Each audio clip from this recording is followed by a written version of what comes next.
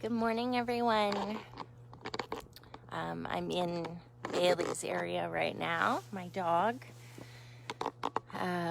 Outside because it's nice and sunny. It's still a little bit chilly, but I thought I would hop on and say good morning to everybody.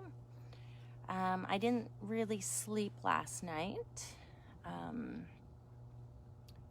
I'm good.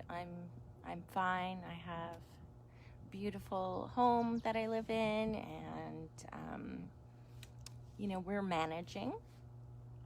But last night, I think a lot of it was about there is so much information out there, but no real decisive times that we're going to reopen, and all kinds of things to do as far as when we open the salon again.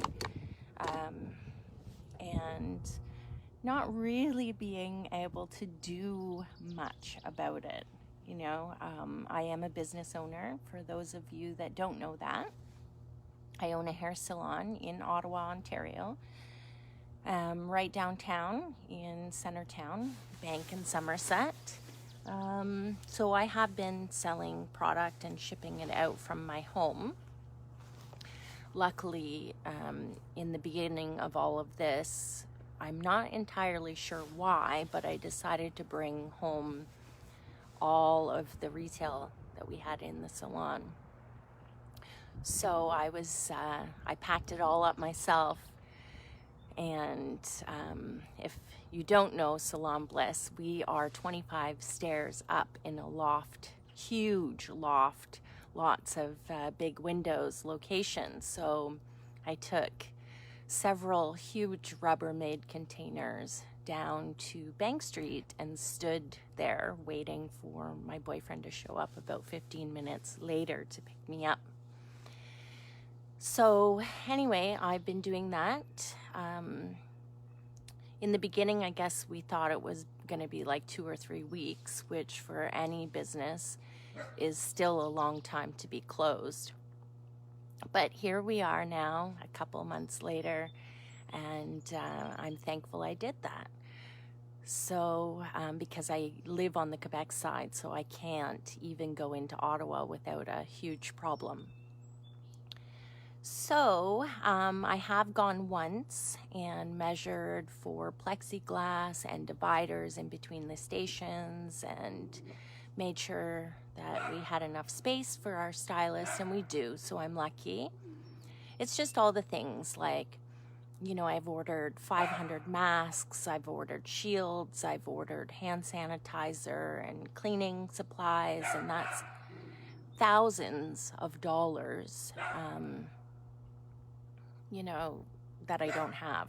So it's a little nerve-wracking. And have I got all of the equipment and cleaning products that I need, and going over, how is this going to work from guests coming into the salon to finished products. So one of the things being talked about widely is that stylists will not be able to blow dry hair. So I was thinking of ways we can at least set people's hair for them and practicing ways that maybe might be a little bit faster.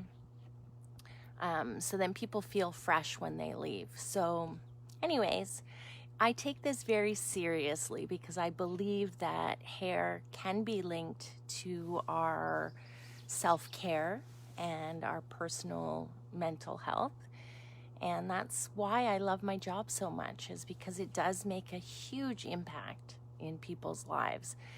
I don't think I'm as much interested on the surface level of the facade of looking good. For me, the why factor of being a stylist is deeper than that. It's when you look good, you feel incredible. You don't feel as vulnerable a lot of the time. You feel professional. You feel ready for the day. Like, it's an incredible superpower to have, to be able to help people feel that way about themselves. So I think sometimes stylists can be misunderstood as far as why they do the job that they do. A lot of my friends that are stylists, the passion, well, I would say a lot of my friends that are stylists in the 1% category that really push the rules and make it their life, it is about the power of helping somebody feel so good about themselves. Good morning, Penny. So, because I take this so seriously and passionately and believe that it's something that we can do to help make people feel good, I want to make sure it's right. And so I do lose sleep about it, even though this should be the time that I'm getting the most sleep in my life. I thought I would jump on and just share that with everybody. You know, at times I feel really good and really confident about it. I have contact with my team and they're being incredible about everything because I don't have any definitive answers. Because it's not my rules we're working off of. It's obviously the world. So I find that incredibly frustrating to not be able to give them answers. And I guess I am used to being the leader and not being able to do that. I feel like I'm failing people, but I'm not. I'm working hard. And I believe that we are going to be amazing once we open the doors. But I thought I'd be vulnerable with you guys.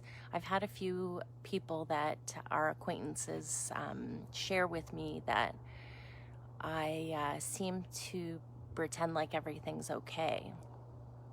I don't feel like I really do that, but things do work out eventually. I'm trying to make sure that in times that I feel so vulnerable that I share. For one, I share with people. Number two, the really important tool that I have that has helped me is a wellness wheel. So trying to balance out my emotional, spiritual, physical, and mental health. So for me, that means that I need to get outside. Being in nature is incredibly important to me. I have so much property here that has a ton of maintenance and cleaning up from the winter to do, so that has kept me busy. I do meditations and I get healings done as well, so shamanism is part of my life. I practice energy work myself and take classes on it, as well as, doing yoga and trying to make sure that I'm not using those things as a distraction from the bills and financial side of things that I have to make sure that I keep in line and healthy. So there's a bit of pressure, I think, for all people in the world. Those of you who are bored, I think, sometimes see people like me that are always incredibly busy as a gift. That it's always easier to see that being in somebody else's shoes would be more enjoyable. But I think in this circumstance, everybody's having a hard time and everybody has circumstances to balance out. I would not do well with being bored. I know if I was in an apartment right now, I would probably have made about 100 crocheted blankets, learned cross stitch, painted my whole apartment, redid everything. I used to clean my baseboards with toothbrushes and cleaning products, and I'd wash my ceilings once a week. So that's insane.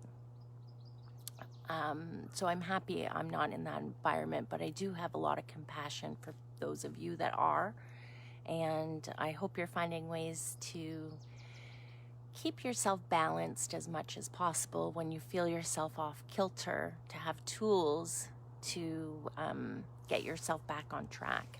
And that's what I'm trying to do. I know I'm a bit off kilter today, so I'm going to have to work really hard at balancing out. Once again, I have to call CRA, and that's not a task I love doing. Just to understand the wage subsidy process and the student subsidies that are out there. So when we do reopen, I reopen as smartly as possible.